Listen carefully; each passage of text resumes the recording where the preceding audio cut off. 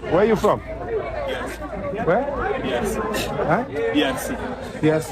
So what are you doing here? Because we've been calling for you guys to leave the country. Why are you still here? I was not to school for children. No, my friend. No. Please respect what we are saying and don't try and oppose what we are doing. Don't listen to the government. Don't listen to the police. Don't listen to anyone. Just listen to us. We are saying this peacefully. Please go to your country. 30 June is the deadline, but it's not like you must leave on the 30th of June. Yes. Don't leave on the 30th of June. Leave now, because the 30th of June, I can't control people of South Africa. They tell y'all not to go on the beaches. That's your beaches, though. That's not their beaches. Their beaches is in the Netherlands. That's where they beaches at. Their beach is not there. But you don't pull up to them and say, hey, you ain't coming on this beach no more.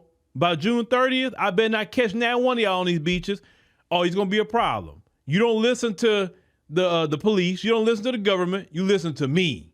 And I'm telling you, get your bags together by June 30th. When I come to this beach, you better not be here. They're not going to Cape Town saying that. Once again, y'all punching down. It's easy to go punch on the migrant. He don't own your land.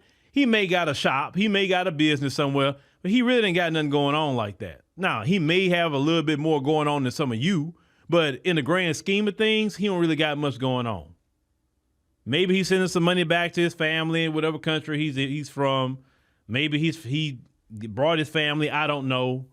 But he's not really affecting you. He don't own 80% of the land.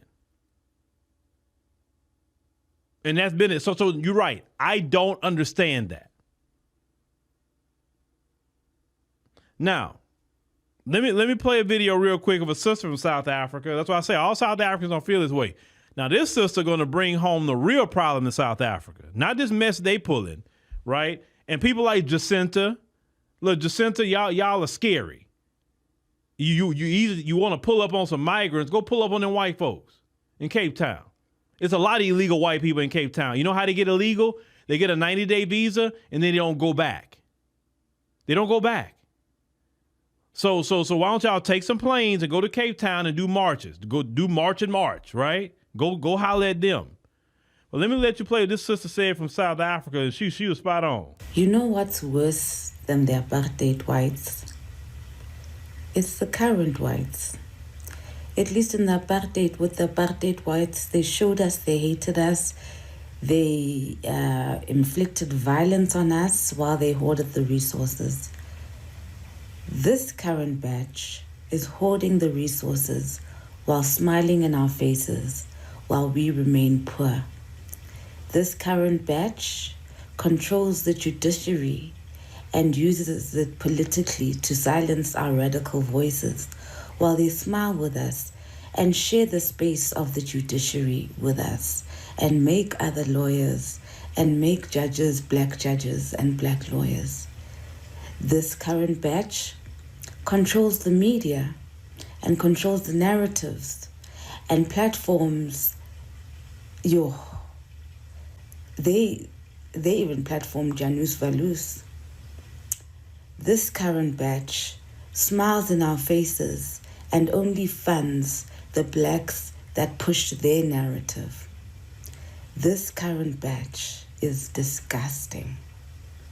And obviously not all whites, obviously. It's the ones that control our economy, the ones that control us. They are much worse than the apartheid whites. At least the apartheid whites didn't smile in our faces while they screwed us over. Yeah, I saw some of y'all say that, oh, they got the liberals over there too? Yeah, they do. That's that same old liberal racism. The ones that just hide, put money in people like Jacinta's pocket. I say like people like her. I don't know if what they doing. I don't have no evidence of it at all. But the way she's moving, right, it looks that way. It looks that way. They put money in their back pocket to get them to go do their dirty work while they be quiet. Because have you noticed AfriForum been very quiet? They ain't been saying much of nothing. All these so-called white civil rights groups, what is that, Freedom Front Plus, that party, been very quiet. DA, the white people, been very quiet since all this mess been going on. They ain't even having nothing to say. They ain't been saying nothing about, hey, you know, this not right. We have the GNU, you know, the Government of National Unity. We need to come together as South Africans. We shouldn't be doing this. They ain't said a word because they welcome the chaos. Because listen, one thing I tell you about white folk, they the same globally. I'm telling you, I've seen it with my own eyes. They are the same globally. Okay, it's nothing different. It's nothing. What you see here in America is what you're gonna see everywhere. And one thing them folks don't like is black people telling them what to do, and black people running them. Boy, they cannot stand that. And that's the one. That's what burned them up in South Africa. That they not in control and they not in charge. So how you get in control and in charge? You create, divide, and rule. That's how they have always done it. And unfortunately, black people fall for the same silly tactics. Divide and rule. They cause a problem and say, he's the reason why it's a problem. And then you get pissed off. And then they go to the other person and say, he's attacking you. Like, why is he attacking you? Like, that's not right. Like, what is he doing? And now both of y'all are fighting when he's the one that caused the problem. Let's call it what it is. They say, oh, it's the black government that created the unemployment. No, it's them folks. It's the folks. You can't have a minority of people control the majority of the land. You're still de facto in apartheid. You're just in an economic apartheid. You may not be in physical apartheid, but you're in economic apartheid. Think about it. Your country has the worst unemployment. The worst. Well, look at all the other African countries. They don't have white folks owning 80% of their land either.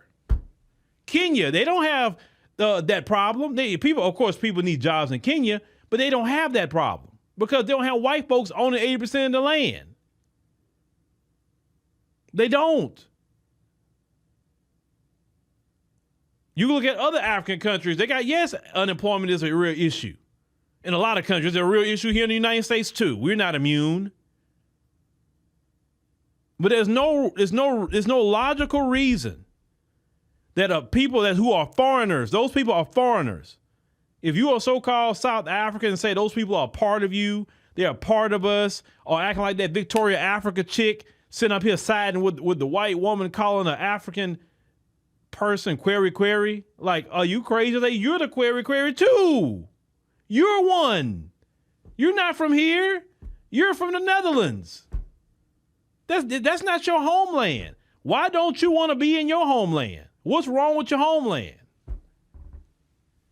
But you don't have the courage to tell them that because you're scared to. You're scared.